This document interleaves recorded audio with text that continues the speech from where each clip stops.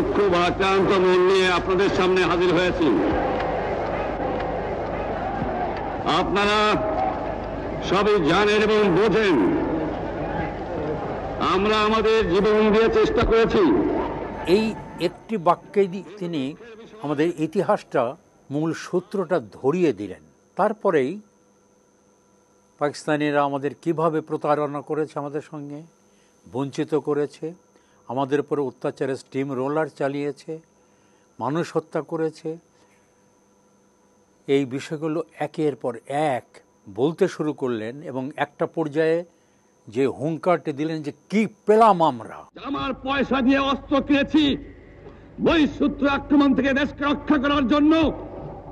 আজ সেই অস্ত্র ব্যবহার হচ্ছে আমার দেশের গরিব দুঃখিনী অস্ত্র মানুষের বিরুদ্ধে, তার বুকের উপরে হচ্ছে গুলি। আমরা পাকিস্তানের সংখ্যাগুরু, আমরা বাঙালিরা যখনই ক্ষমতায় যাওয়ার চেষ্টা করেছি, যখনই এদেশের মালিক হবার চেষ্টা করেছি, তখনই তারা আমাদের উপরে ঝাঁপিয়ে পড়েছেন। এটা আমার কাছে অবাক লাগে যে একটা মানুষের একটা অঙ্গুলি হেলনে গোটা জাতি কি ভূমিকা নেবে না নেবে, জীবন বিসর্জন দেবে কি দেবে না, অর্থাৎ কি ফল হবে, এই রকম একটা মুহূর্তে তিনি অবিচল থেকে একটার পর একটা যে নির্দেশগুলো দিলেন, তার ভেতরে গেরিলা যুদ্ধের কথা আছে। আমরা ভাতে মারবো, আমরা পানিতে মারবো, তোমাদের যার যা কিছু আছে তাই দিয়ে শত্রুর মোকাবেলা করতে হবে।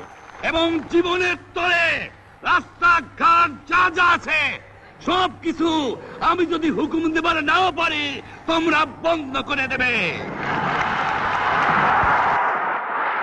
আমরা ভাতে মারবো, আমরা পানিতে মারবো।